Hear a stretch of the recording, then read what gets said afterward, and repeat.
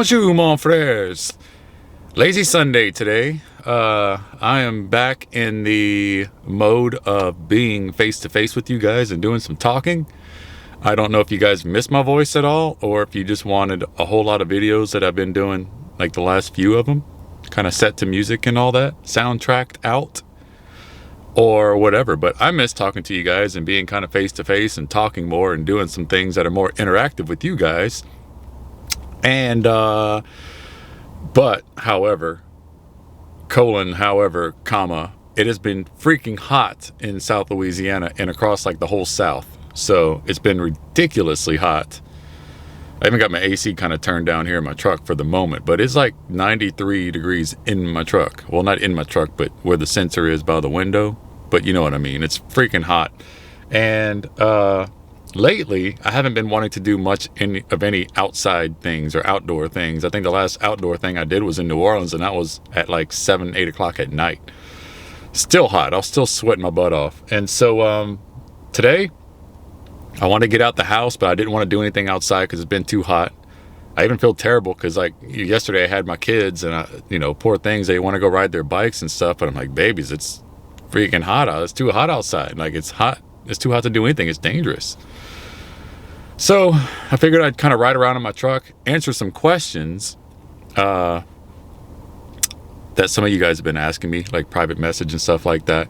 Just random things. Also have some cool updates to tell you about. Some very exciting news for me, update for the channel wise. Not really for the channel, but yeah, for the channel, I guess. But anyway, so just a lazy day. Gonna drive around. I'm gonna show you some random things here today, and we're gonna talk about some random things, mostly answer some questions and whatever else. So let's go ahead and dive in. Let's get to it, and then I hope you enjoy it and all that stuff. Don't forget to like, subscribe, hit the notification bell, all that stuff. I haven't said that in a while, but all the usual stuff, and let's get going.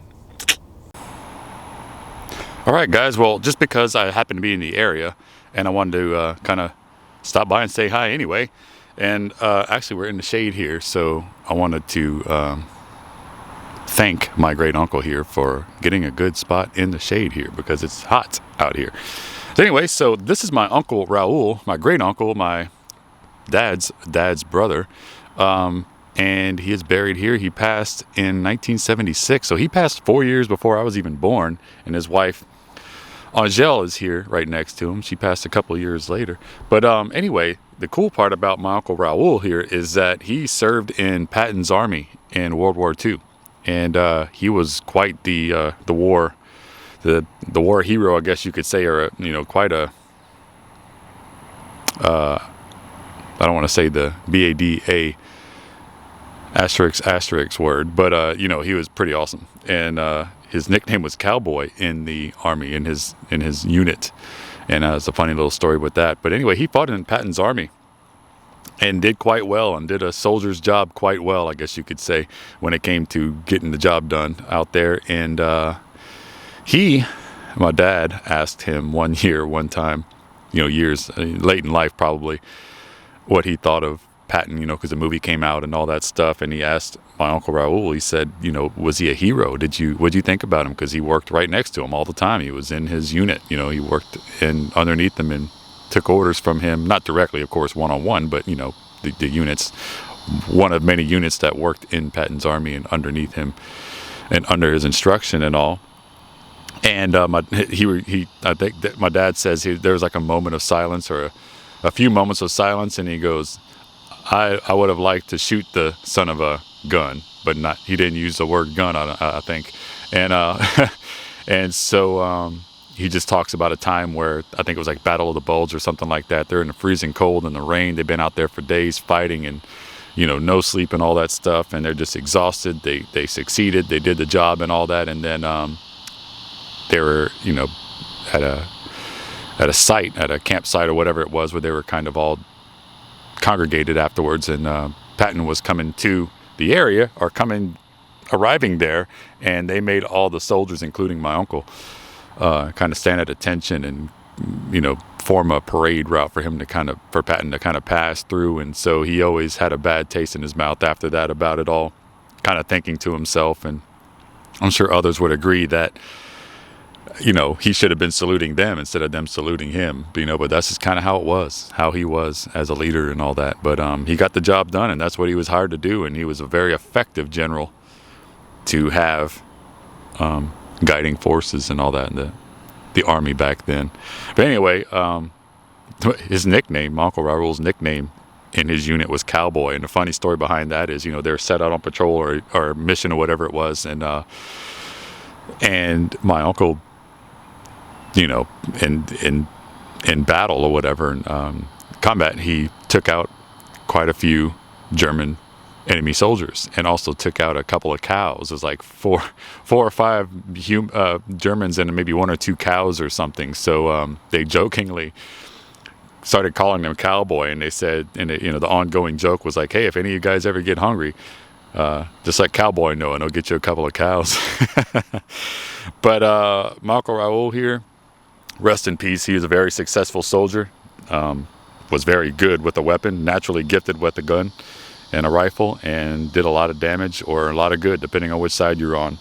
And so he said he's a PFC in the U.S. Army, World War II.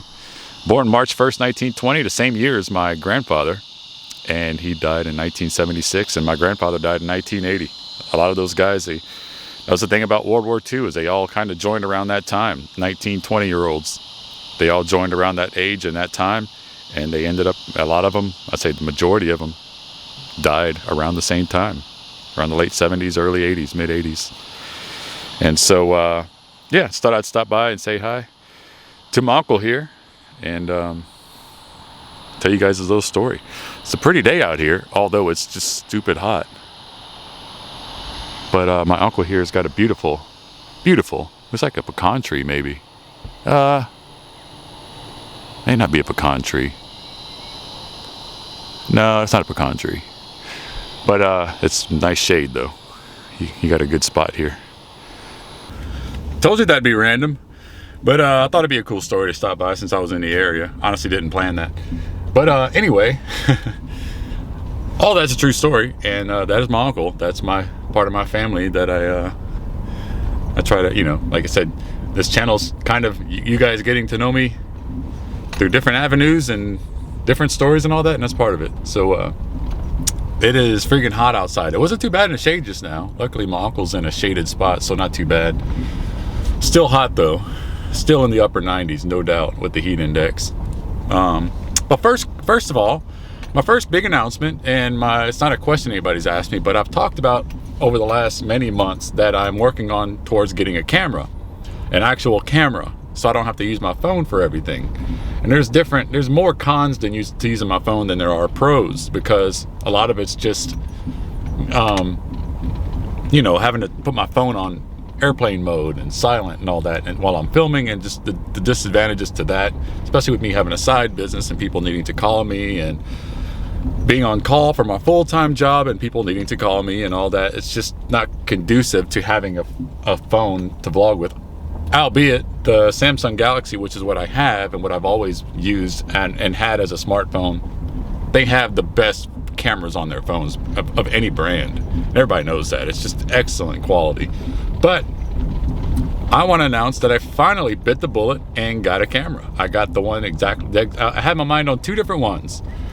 It was the Canon M50 Mark II and the Canon G7X Mark III. And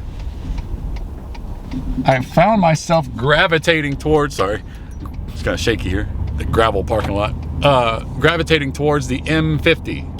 Just the reviews I did, there are multiple vloggers that I follow, channels I follow, who use the G7X III. And for me, it was between the two, but for whatever reason, I kept finding myself gravitating towards the M50 Mark II. So, long story short, I bit the bullet. I'd been patient enough. I did plenty of research, and I ended up getting the Canon M50, which is what I'm filming with right now. So if you notice that my last vlog, when you go and watch it, if you go and watch it, the Manresa vlog, the 3-day retreat vlog, that was the first time I ever used my new camera to film with.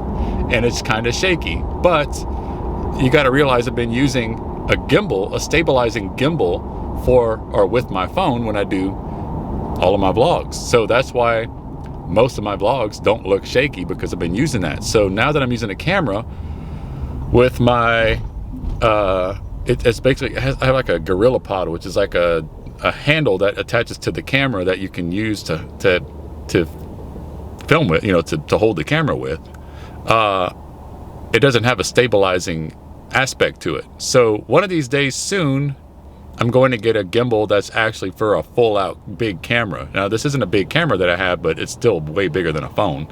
So one of these days I'm going to get a gimbal for the camera, and it'll smooth it out and be more stabilizing and all that. But many people vlog with the GorillaPods like I have now, and it's just a matter of practice. It's getting used to its muscle memory and using different muscles, basically. Sounds like it's a sport, but it kind of is. And he's got to get used to being more stable, because the gimbal is kind of a crutch. It kind of makes it easy for you, but in a good way. But anyway, so that's what it is. I didn't just lose my mind and forget how to vlog and to get all shaky the last vlog, the Manresa vlog, the retreat one. But it's great news. I got a camera, so I don't have to use my phone anymore to vlog with, and all that stuff. And I'm just super excited about having this camera. I've been wanting it for a long time. It's everything I thought it would be and more. I have a lot of learning to do, because like with any camera you get, you have to like learn it, from step one from A to Z and in between. It's just, there's a lot to learn about it, and it's a whole different game and all that. So that's a big exciting news announcement that I wanted to make. And yeah, so I don't know where we're going next, by the way. I have some things in my mind. I'm trying to not do things outside if I don't have to. So yeah.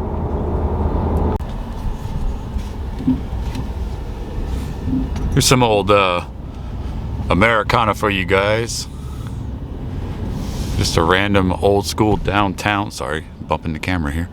Old school downtown areas of small town America.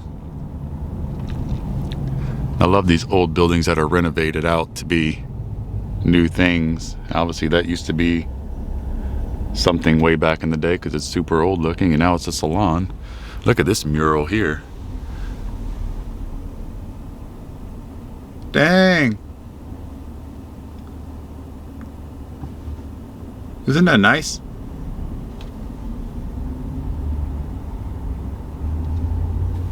There's this beautiful church right in front of us, St. Peter Roman Catholic Church. I'm in Carencro, Louisiana, by the way, which is a suburb of my hometown, Lafayette. And I don't really come out here too much, so I don't really know what's out here. Just more pretty things to show you guys, that's all. No rhyme or reason behind it. Getting some practice with my new camera. I guess that's maybe the rectory back there, huh? Maybe, maybe not. Okay, guys, so the first question. A few people have asked me this over the last however long I've been doing this. 11 months now. Can you believe I've been doing this 11 months now? Over 11 months. The 15th was 11 months. A flipping year. I want to do something special for that. Something special for you guys. But I just don't know what yet. But let's see, where am I going here? I feel like I'm close to, I have an idea what I want to do next. But anyway, sorry, a question I get a lot is about my hair. My face, I always change up my hair a lot, obviously. Like, I think my hair is different in so many videos, and sometimes it looks like it's just shaved like it is now. It's like I just shaved it with a 1 guard recently. I had it like 4 or 5 inches on the top, and I just shaved it off. But that's just how I am. I get tired of something and I just change it up. No rhyme or reason. I just do it. And I just realized that, yeah, I need to turn around. I'm not where I want to be here. But anyway, I do change up my hair a lot. Typically for years and years and years, while I was in the Marine Corps and all that, I had a shaved head. And that's just because it was easier. It's the Marine Corps thing to do. And that's what I did for years and years, like almost, 15 years. And then I'd grow it out. Once I got out of the Marines, I started growing it out more and all that. And so now I'll let it grow when I get tired of it being short. And then I'll cut it when I'm tired of it being longer. So there's no formula to it, really. It's just that. So I always laugh when people ask me. They'll even go to my Facebook and they'll say, like, which one? What do you look like now? Which one of your pictures do you look like now? And it's like, who knows? Like, just put a blindfold on and then throw a dead cat and see which one you hit. And that's probably what, you know, your chances of nailing it are about equal. But I always thought that was funny. So my hair right now is shaved. I just did it a week ago. Another question I get, that I've gotten before or recently, is because I talk about my kids a lot. I talk about my kids and things we do together and all that. And people have asked me if I'm single or not, or if I'm married, or what the deal is. So I am single, not divorced. I was not married to the mother of my children, and we were planning on it. It was all part of the scheme. It was all part of the plan and all that, but it just didn't work out. Make a long story short. And we just co-parent. You know, I still love being a dad, all that stuff. I have two wonderful, beautiful kids. They are 7 and 3 now. My daughter's 7, going on 27, and my son is 3, and he's just an all-American little boy. He's just an all boy, loves his daddy, loves his mama, and he's just the cutest little thing. I'm very blessed with what I have when it comes to my kids, and they're just beautiful, healthy, smart, very smart, and just loving kids. And so some beautiful country out here for sure, though. Look at that. That's a spread, huh? Like something that would be up in Oregon or something. Back on track, though. Man, some really nice areas. Forget my talking. Let's just look at these nice spreads out here, huh?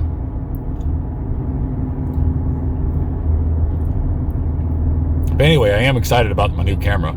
Lots to learn, lots to practice with it, all that. But I will be using my phone as a backup, just like now, because I didn't realize I didn't charge my battery up enough before I left the house for my camera. And then also, obviously, in the meantime, I will work on getting a backup battery for my camera, maybe 2 of them, for when I do longer vlogs and such, and I'm not able to charge them on the go. And I'll work around all that stuff. I think I'm getting close to the destination where I want to show you guys. So let me go ahead and get situated here and flip the camera around and all that. Man, I can't get over it. Like, look at all this landscaping and just this area. It's like acres and acres of horse farms and such. So pretty. So anyway, the next place we're coming up upon, and again, I had none of this planned out beginning of the day. Oh, there it is right there. I got to turn around. Is a greenhouse house that was built around 1980. And full disclosure, hey, look at this. I was wanting to do a full vlog on this place. This isn't it. I'm just turning around. But I had trouble. I don't like trespassing and all that stuff. So I reached out to the architect. I found out who the architect was, and on Facebook, and I messaged him, and he was very kind and open and nice enough to say he would do his best to try to get in touch with the owner of the greenhouse house. Now, it's not habitable. It's not. Well, I'm not saying it's not habitable, but it's been in disrepair for many years now, and I'm not going to trespass on it. But I unfortunately never heard back from him. I even reached out again, and he said he did in fact reach out, and that he hadn't heard anything back from the owner yet. So it's just not looking promising that I'll ever get to go inside and look around the property, and I do not want to trespass, like I said. So I just didn't look out, and I actually just kind of scrapped the idea as for now, unless anything changes of any ideas of doing the sorry guys, I was backing my truck up and my backup alarm started going off, and I figured it'd be distracting, so I'm going to edit that out and all that. So anyway, I want to show you guys this house. I want to do a full vlog on it, but like I said, I couldn't get access to it, couldn't get a hold of the owner to get permission. As you can see here, there's no trespassing. I do not want to trespass and all that stuff. It's just a can of worms I don't want to open, plus I don't run my channel that way. But anyway, this beautiful place here is a greenhouse. It was built as a greenhouse in around 1980. And I got in touch with the architect and all that. I told him, I was like, you know, I'm amazed with that architecture, is just amazing. The design of it, the original concept of it was to look like it does now, not the overgrowth and all that, but just it was built to kind of look like it was built from the earth, you know, like kind of built from kind of look almost like a low fidelity, I guess. You know, kind of like just bohemian style sort of architecture and all that. And I'll try to see if I can zoom in. There's like a shed area, like a parking shed area back there that you can see, like right back there. Where's my finger at? Where am I here? Back there. I got it zoomed in. I'm sorry, it's weird right now. That's I think there's actually a car back there, but it's hard to tell. But this really beautiful structure is kind of a popular mysterious place here in Lafayette, or it's actually in Lafayette Parish. I mean the town of, or city of Carencro, but actually I might be in Lafayette, who knows. But it's right on that edge. And so this place is just, I'll try to show some pictures of the interior here while I'm talking about it. So there are pictures on Facebook and such that I can access, and I'm going to add those in here. So now that I'm thinking of it, I can easily download them and put them into the video. But it's kind of hard to see here. There's a lot of overgrowth. There is an owner still, and he still owns it, and they still do maintain the property and maintain the grass. And you can see here the grass is pretty kept, and you know, it's not overgrown. There's some parts of it that are overgrown, but I have heard before I even reached out to the architect and all that to try to get in touch with the owner that it is tough to get access inside. But luckily there are photos on the internet that I can put on there. But anyway, it's one of my stops. I was in the area and I want to show it to you guys. But look how pretty this is. It's just a beautiful structure, and it was built to look like that. And so yeah, and you can see here it's all a lot of keep off and no trespassing, so I don't want to do that. But it's lined beautifully with a lot of bamboo here that we all know. If you know anything about bamboo, it just grows like weeds, but it surrounds the house. Quite mysterious, but quite beautiful. That's what my channel's all about. Let's keep moving along. Whew, it's hot out there, and I got the hiccups all of a sudden. I took one sip of my Dr. Pepper here, and now I got the hiccups. Something funny about that. Okay, so here's my thing.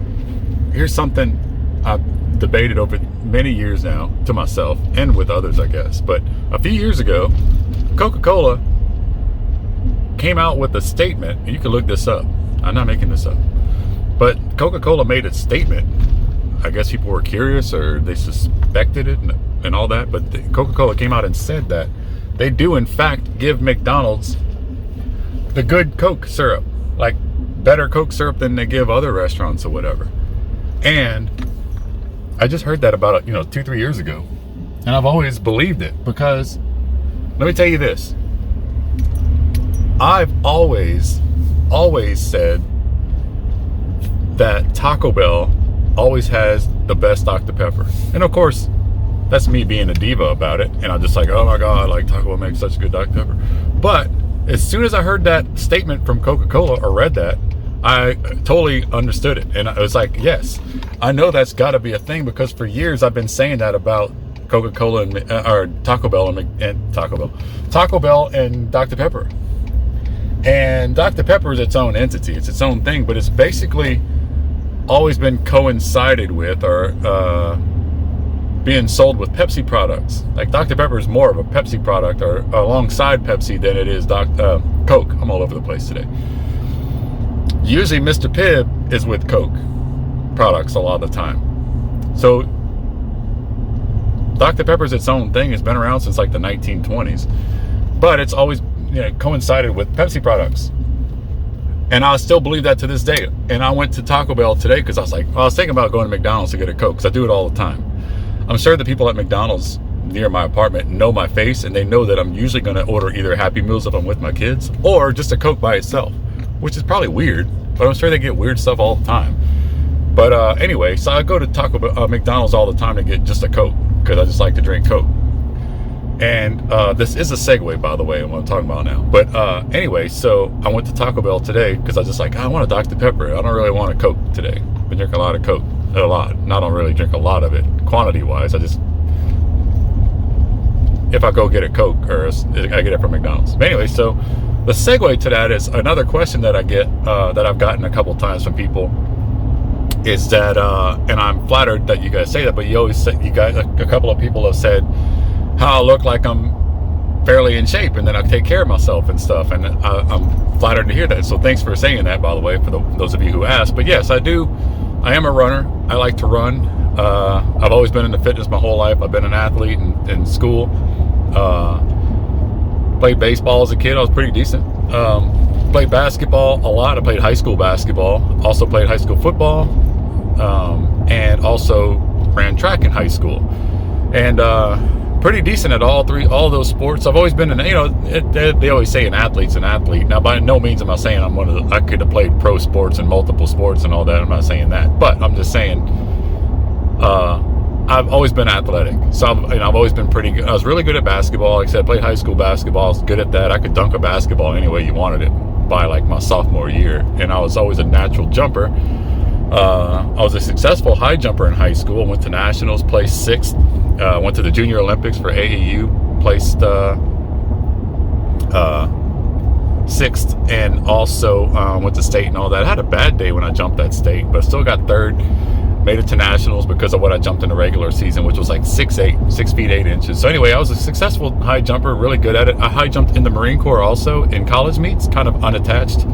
I'd compete as like myself, and actually won quite a few college meets out on the West Coast with some big name colleges out there. I competed against Oregon, the University of Oregon Ducks, University of Arizona State, I think USC was out there a bunch of times. A lot of Pac-10, at the time it's Pac-10, schools were out there. The Air Force competed in a few meets that I was in.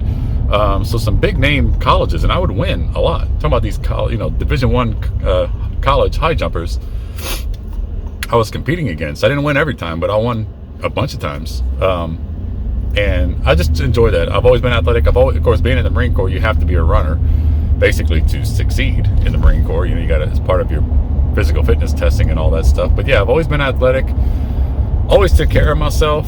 And even in my young days when I would drink and smoke, like cigarettes, obviously, that's what Marines do. All Marines drink, they all smoke cigarettes, but I never did it I never smoked cigarettes as habitually. It was never a habit of mine I never craved them or anything. I just did it. It's funny because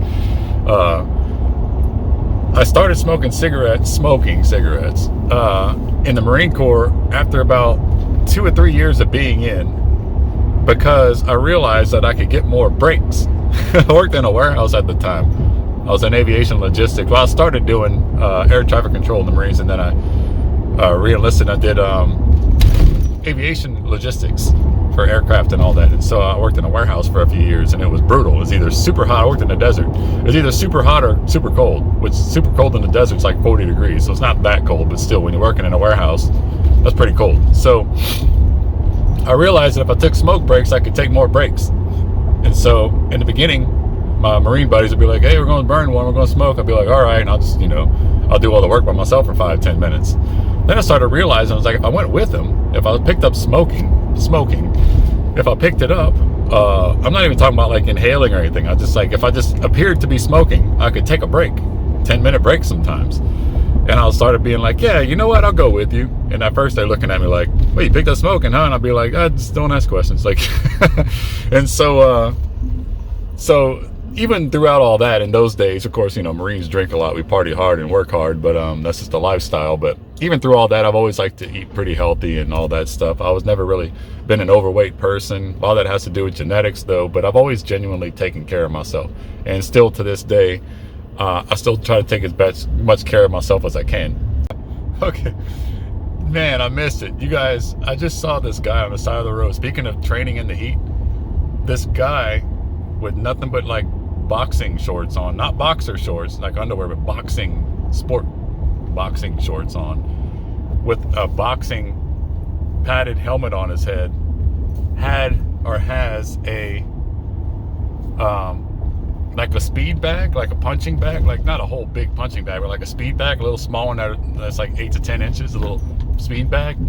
He has that tied to a rope that's attached to his helmet, his padded boxing helmet, and it's about 2 or 3 feet long.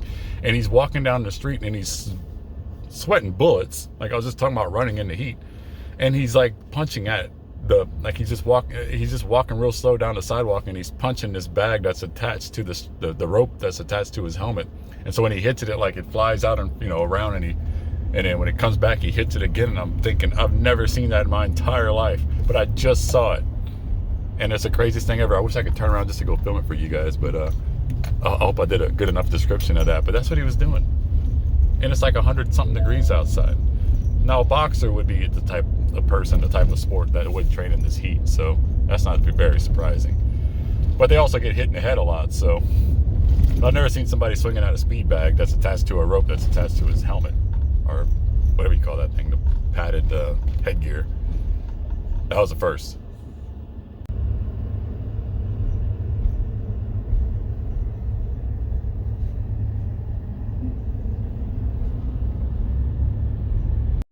All right, guys, I hope you're enjoying these Q&As here, but one last thing I wanted to show you guys is right there.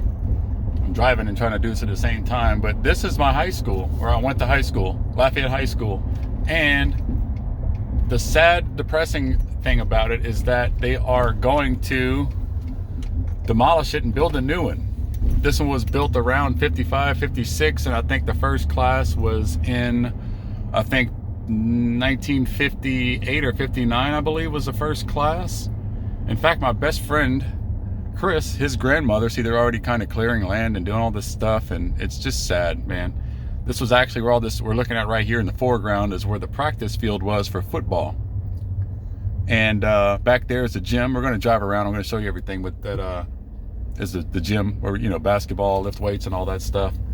And this right here was right here with this gray gravel is where the baseball field was, and they just tore it down. It's all part of the plan. I don't know, we'll see how it looks in the end, but one of the best kept, probably the best kept and maintained baseball fields in high school baseball in the area, arguably the state, if you ask me. And in fact, the Coach Tully, who was a teacher and coach back when I went there, even 25 plus years ago, whatever, the new Lafayette High School baseball stadium is going to be named after him. They announced it just a month or two ago, which I think is amazing, because that guy did more for Lafayette High baseball and also the field than anybody I know that I've seen. And they've already torn down some of the buildings here, because I can see parts of the high school that you usually can't see from this angle. But it's super sad to me, super sad that they're tearing down this school. And the bittersweet thing is, it's all for the better. They're building new facility, a new school. It needs it. It's almost a 70-year-old school. So there's a track. I jumped my PR right there, that little spot right there of the track. That's where the high jump pit was. I jumped 6'8" right there in a pretty awesome showdown with one or two other schools, and I won that meet. And at the time, it was the highest meet in the highest height jumped at in the state at the time. There's only one or two guys that ended up jumping higher than me that year, and one was from the New Orleans area, I think, and the other was in the maybe North Louisiana area. I don't remember, but I think one or two of them jumped like 6'10", 6'11", and I got to 6'8" that year. But here's the old football field, and like I said, this school was built in the mid to late 50s. It opened in the late 50s, and I went there in the mid 90s, so it was 40 years old when I went there. And it's been another 25 years, I said almost 30 years since then. So very sad. They've already started taking down a lot of the structures, clearing out things. There's some buildings here that were here that aren't here anymore. Here's a gym where I played high school ball. Let me pull off here so I don't get in people's way. But I played high school basketball in this gym. Lots of great memories. The first successful dunks that I ever did. I did a lot of practicing here, and I used to practice dunking here all the time, and I pretty much perfected it in this gym. And it's called Arnold Gymnasium. You can see on the letter, those things right there, that says Arnold, AULD, Gymnasium, and it's been there since day one. And it really has, over the last few years, started to show its age, really. like even when I went to school here, it didn't look nearly this old. They're maintaining it, they're keeping it up. But like any old building, this is, by the way, the largest high school in the state, even to this day. It's the largest by area, and the student population is up there too. But size-wise, like area-wise, like physical size-wise, Lafayette High has been and still is the largest high school in the state of Louisiana. And with some very large classes at that. My class, my freshman year, we were the largest freshman class ever. We were over 2,000 for a freshman class. And the school takes up about 5 or 6 city blocks altogether. It's hard to tell on camera and like driving around, but it really is huge. And there's somebody's just a wood, the shop, like car shop, auto shop, and woodworking shop right there. I took that a couple of times. Right next to it over there, the other higher rising part right there, that's a girls' gym, basketball and all that. My sister played basketball here, and also my ex-wife. And like I said, they opened the school. I think the first class was 58 or 59, the year 1958 or 59. And it's just a great school. It's one of the best high schools academically. They had the honors program for years and years and years. I think they just moved it to another school. This is the cafeteria right there. This is the science wing, or the physics wing, and I guess some of the biodiversity, or not biodiversity, but biology and all that you can see there. Here's the front of the school. Of course, it's not a very thorough tour here. I just want to show you the outside of it, but it's a beautiful campus, beautiful school. Nothing but great memories. The 4 years I spent there were simply amazing, and just, I miss it all. It's so sad to see these buildings, these old ones like this, go away and get torn down. But it's not like it's getting torn down in vain. They are building a new one, and I'm glad to see that they're keeping it, for one, in the same place, the same spot. Let's go ahead and pull in. I'm going in the out, but nobody's here anyway. So this is that's the English building right there. This is the front main building where the administrative offices are and all that. There are classes upstairs. I took a home ec as just an extra credit my senior year, but that was a fun one. But it's so sad. It's just such a big school, such a mainstay, and how do I say it? It's just such a I'm gonna walk out here and show you kind of the inside of the front part, because it just means so much to me, and I want to share that with you guys just for that reason alone. But it's a wonderful school. It held the honors program here in this area for the longest time.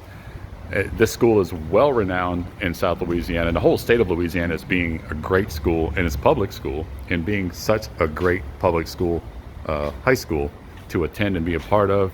It's well respected, always has been well respected. And look at these lions here. And I was so proud to be a part of it and go to high school here. And it's a very proud high school for good reason. And look, here's the inside of it. I doubt I can go inside. I'm sure it's not open. It's just sad. It's all boxed up. You can see they're just getting ready to demolish things. And I believe one of those marquees, or whatever you call them, those green lit up things, I believe one of those are from my class from '99. But just so many memories. So many memories. See if I can zoom in there. One of them is from like the 80s or something like that.